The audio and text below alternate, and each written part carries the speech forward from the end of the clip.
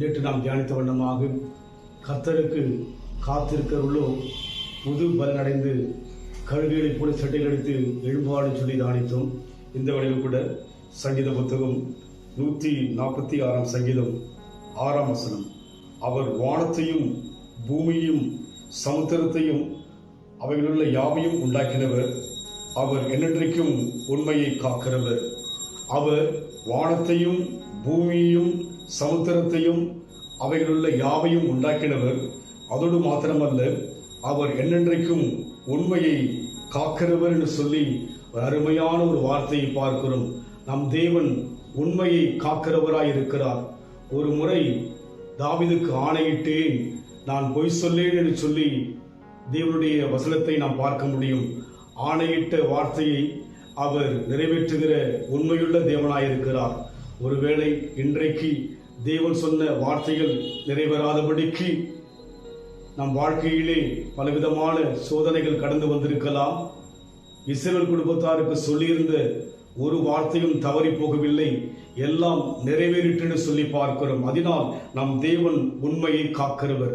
ஆபிரகாமை அழைத்த போது சொன்னபடியே உண்மையை காக்கிறவராயிருந்து அவர் ஆபிரகாமுக்கு ஈசாக்கு என்கிற மகனை 100 வயதிலே கொடுத்ததாக நாம் பார்க்க முடியும். அதனால் சோர்ந்து போகாதபடிக்கு மனுஷனைப் போல மாறுகிறவர் அல்ல, பொய் சொல்ல தேவன் மனிதன் அல்ல, மனம் மாற அவர் மனுபுத்திரரும் அல்ல, அவர் உண்மையை காக்கிறவர்.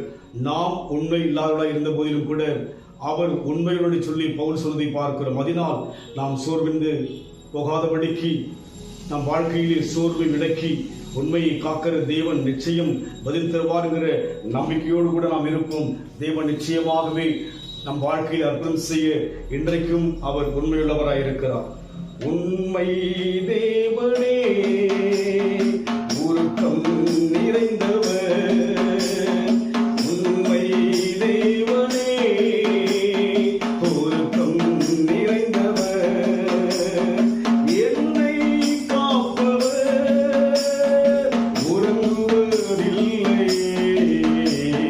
ஜெயம் கொடுக்கும் தேவனுக்கு கோடி கோடி ஸ்தோத்திரம், வாழ்வழிக்கும் இயேசு ராஜாவுக்கு வாழ்நாளெல்லாம் ஸ்தோத்திரம்.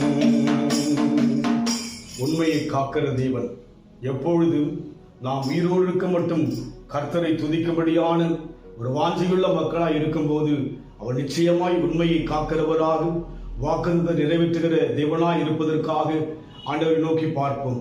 அன்பின் ஆண்டவரே, மனுஷனைப் போல பொய் சொல்கிறவரோ மாறுகிறவர் அல்லையா, நீர் உண்மையை காக்கிற தேவனாக உறுதியாய் இருப்பதற்காய் சோத்திரம்.